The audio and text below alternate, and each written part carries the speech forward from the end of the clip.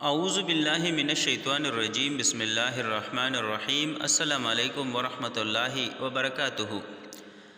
ہمیشہ کی طرح سیرت خاتم الانبیاء محمد مصطفیٰ صلی اللہ علیہ وسلم، اور اس میں عنوان ہے سیدہ خدیجہ رضی اللہ عنہا سے نکاح۔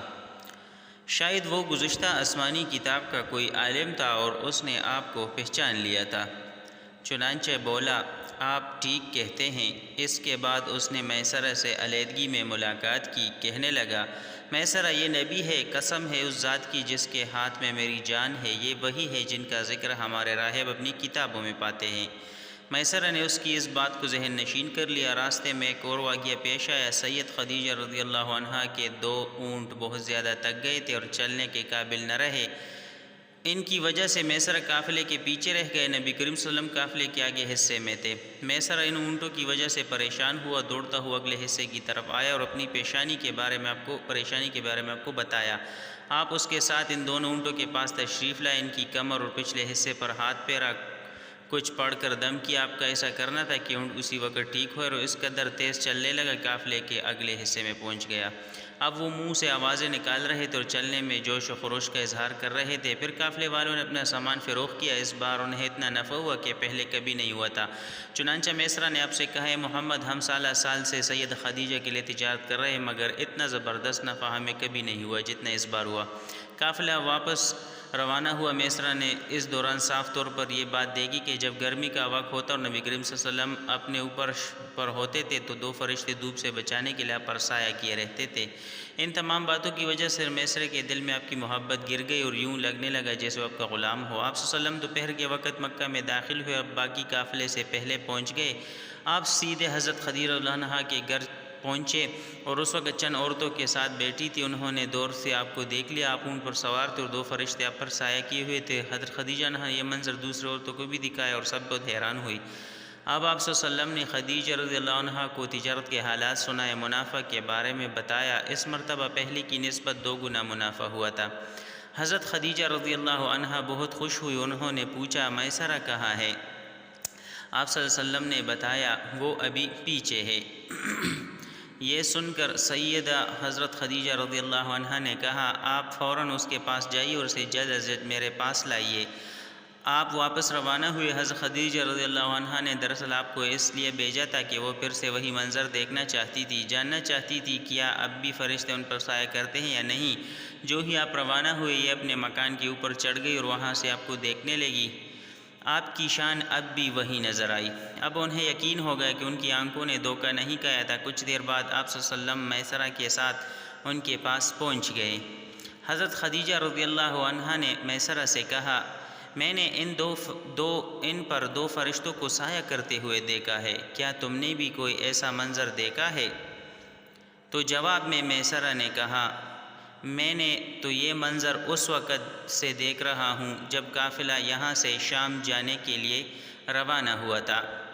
اس کے بعد میسرہ نے نستورہ سے ملاقات کا حال سنایا۔ دوسرے آدمی نے جو کہا تھا وہ بھی بتایا، جس نے لات و عزیٰ کی قسم کھانے کے لیے کہا تھا، پھر اونٹوں والا واقعہ بتایا۔ یہ تمام باتیں سننے کے بعد سیدہ خدیجہ رضی اللہ عنہا نے آپ کو طے شدہ اجرت سے 2 گنا دی، جبکہ طے شدہ اجرت پہلے ہی دوسرے لوگوں کی نسبت 2 گنا تھی۔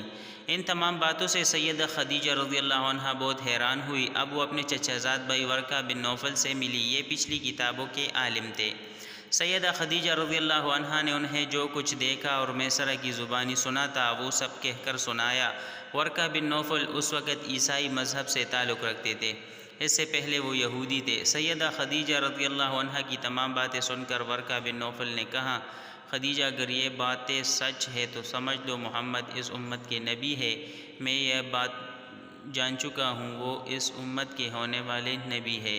دنیا کو انہی کا انتظار تھا، یہی ان کا زمانہ ہے۔ یہاں یہ بات بھی واضح ہو جائے کہ نبی کریم صلی اللہ علیہ وسلم نے سیدہ خدیجہ رضی اللہ عنہا کے لیے تجارتی سفر صرف ایک ہی بار نہیں کیا، چند سفر اور بھی کیے۔ سیدہ خدیجہ رضی اللہ عنہا ایک شریف اور پاک باز خاتون سی، نسب کے اعتبار سے بھی قریش میں سب سے اعلیٰ تھی۔ انہیں قریش کی سیدہ کہا جاتا تھا۔